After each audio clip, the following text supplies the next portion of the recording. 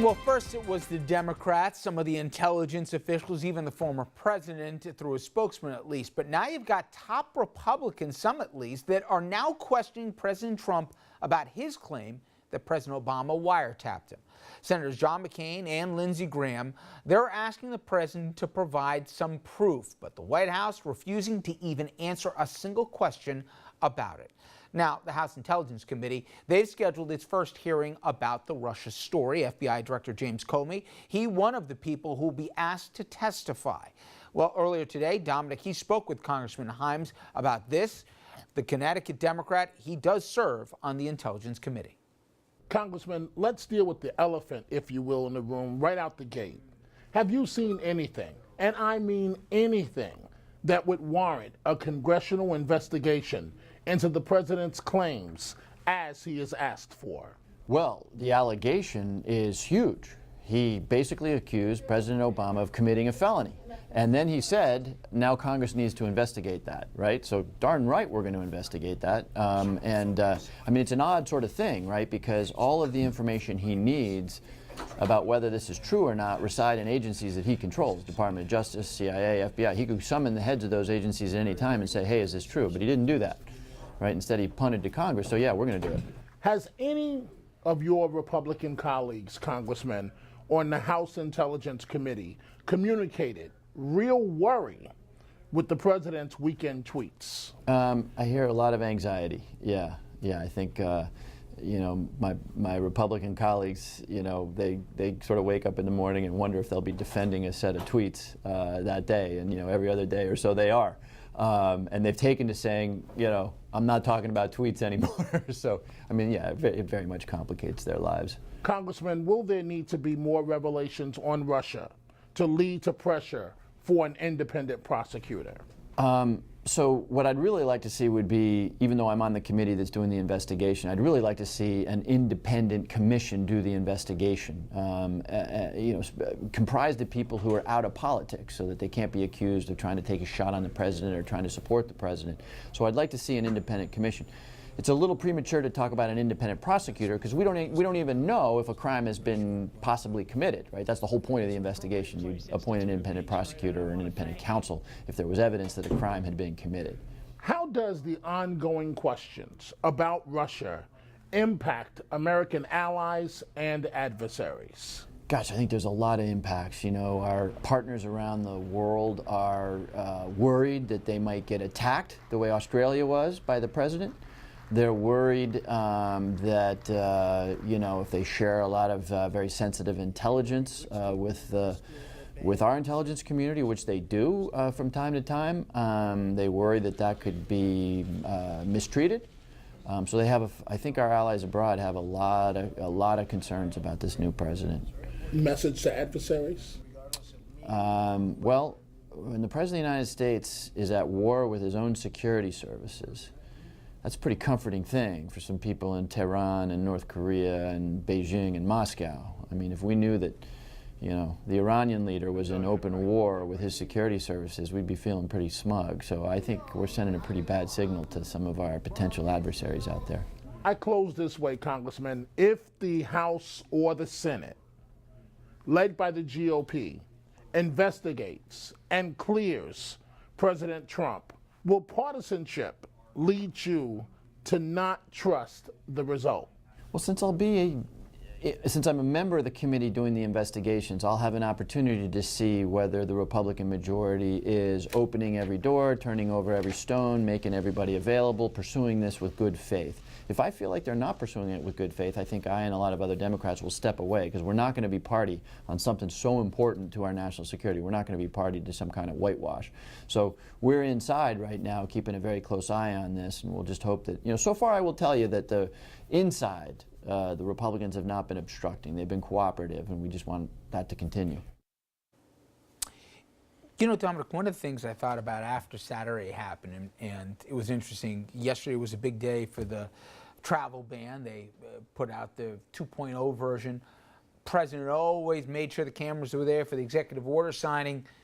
Not only no cameras, no questions, and he had his secretaries go and do it. You gotta think if he had it over again, you would think at least, he wouldn't have been sending out those 3 a.m. tweets on the crazy conspiracy theory of the president, Obama wiretapping him in the Trump Tower. But he can't admit he was wrong or made a mistake.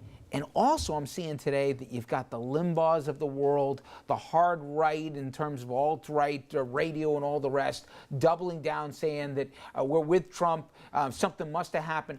It's harder for him to walk this thing back here, and it's just not in his DNA, is it? It's not in his DNA. You're right. He can't walk it back.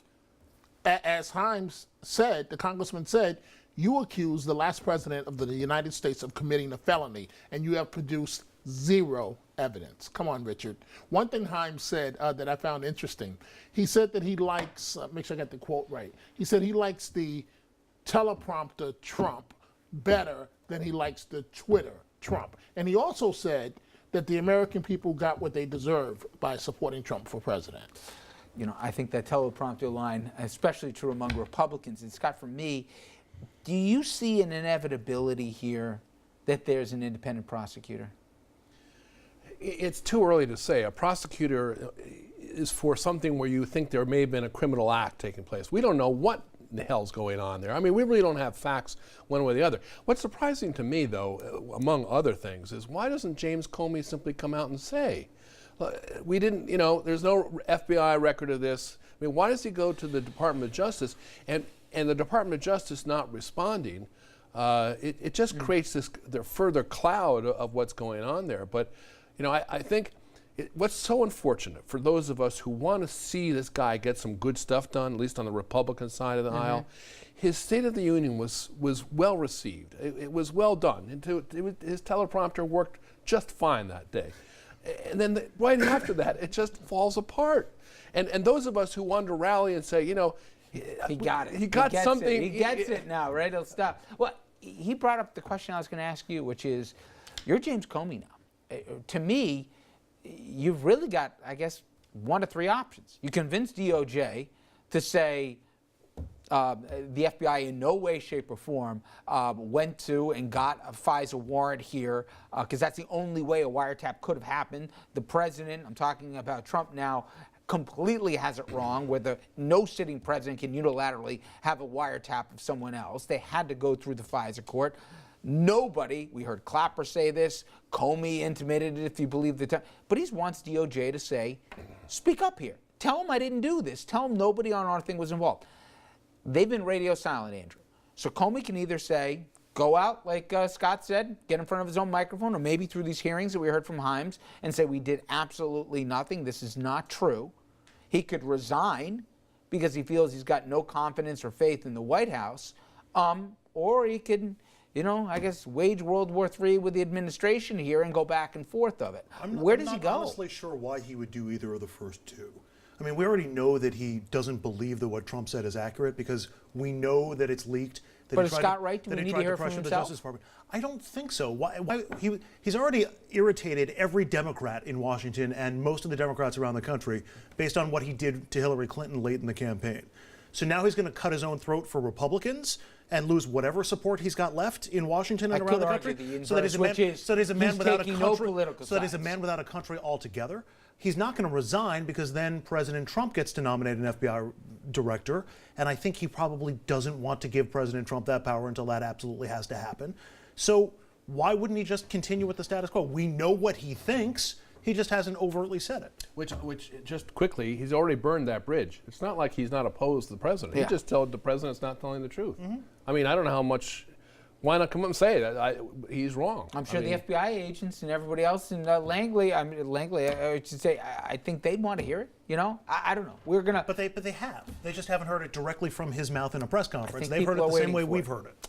Coming up next, just another week at the White House. But this one, I got to tell you, I listened to twice to believe what I heard. Ben Carson, he compared slavery to immigration. You also got TMZ founder Harvey Levin visiting the White House for 2 days. And speaking of the White House, they've decided they will plagiarize from ExxonMobil. You cannot make this stuff up.